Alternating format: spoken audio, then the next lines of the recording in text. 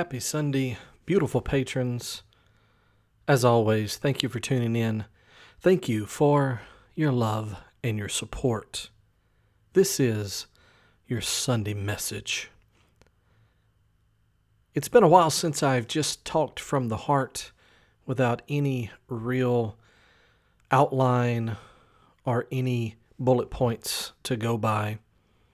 But I kind of want to do that today because on this Sunday, I'm feeling like I need to share a little bit of the painful insight that I have experienced over the last 5 years being involved in the secular movement.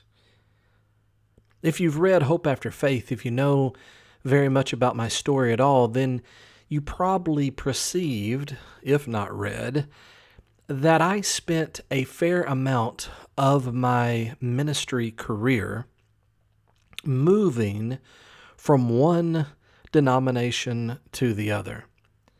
And there were multiple motivations for those movements. Obviously, one very important reason was that my belief system, my understanding of theology was continuously evolving. And I've been very forthright when I've stated publicly that I was in many ways looking for a theology that was a reflection of the God that I had fallen in love with as a small child, a God that had been revealed to me, pardon the pun, through my grandmother's inclusiveness and loving nature. So theology was a very important factor. But daisy-chained, linked to this desire to commune, to be in community with people who believed like I believed, was really a desire to be with people that I felt some sense of harmony with.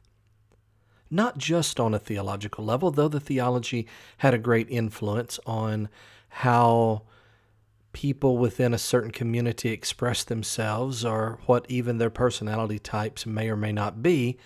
So I can't leave that out. But from time to time, the theology would become less of a focus and just being in harmony, just matching other people's personality types, being in a community where I felt comfortable and felt accepted, felt like I belonged, felt like I was needed, felt like I instinctively, naturally, intuitively fit in without any pretense, without any mental preparation before I would begin to speak or act.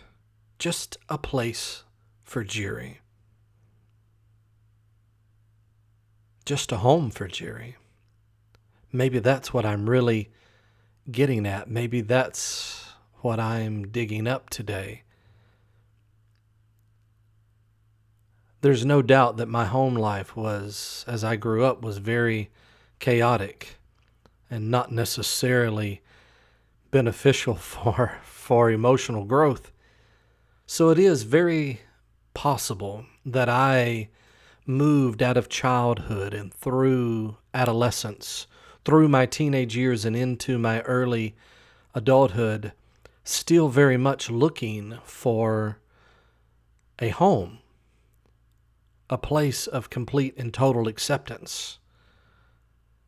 And that's not to say that my family members did not from time to time try very hard to give me that space, but as a whole, there were so many challenges, it would have been probably impossible for any family to have given the young Jerry exactly what it was that he thought that he needed or felt that he needed.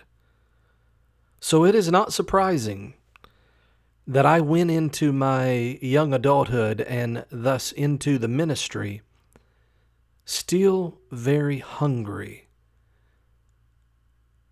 starving even, to find my place, to find some place that I was at home. I've talked about it on the podcast recently, our new podcast, Hope After Faith. I found a sense, a heightened, though it be momentary, sense of acceptance behind the pulpit, particularly in the beginning of my ministry when I was with the Pentecostals who knew how to preach back. And somewhere between feeling completely free to express my innermost emotional states and the self-gratifying loop that's created by the audience's participation, everything from clapping of hands to shouting amen and preach it, brother, preach it. Somewhere in the midst of that, I momentarily would find a home, find the level of acceptance that I had set as a rule in my life. But the question I entertained this morning is what you want, what you think you need, is that what you really need? I remember an old story out of a message by William Branham. And the way the story goes, there was a young child that every time the child lacked in supervision, the child would go missing. And when they would find the child, inevitably he would be near a bicycle chewing on the rubber pedals. If not the rubber pedals, then something else of rubber. And no one could figure out why this child had developed such an odd habit.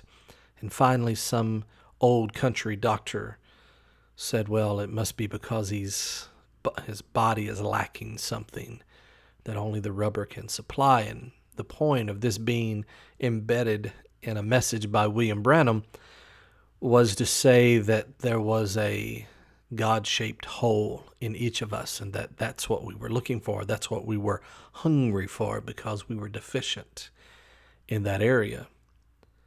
So it's natural to think that because I was hungry for community, because I literally sat in church parking lots after being greatly disappointed by the lack of harmony and the lack of acceptance, crying, tears running down my cheeks, looking at Kelly saying, I just want to find my people.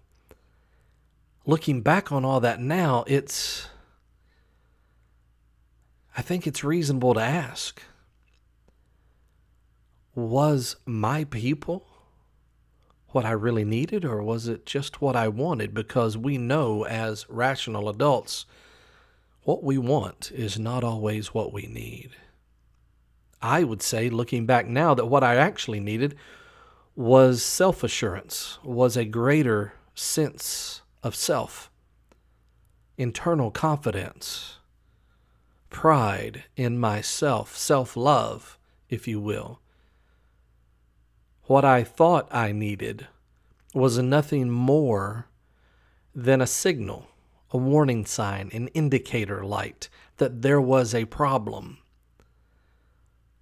And as complicated as the human psychology often is, unlike the indicator light on the dashboard, whenever it dings red with the oil symbol, chances are it is oil that you're needing, or something awfully close.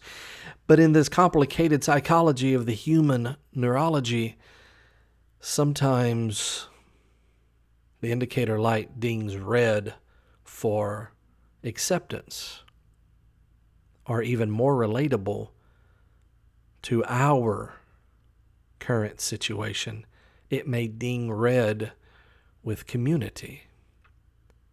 But is community what we really need? It may be what we want at this moment, but maybe the fact that we're looking for harmony, looking for acceptance, looking for the sense of belonging, looking for home, it may be telling us something a little deeper and more important.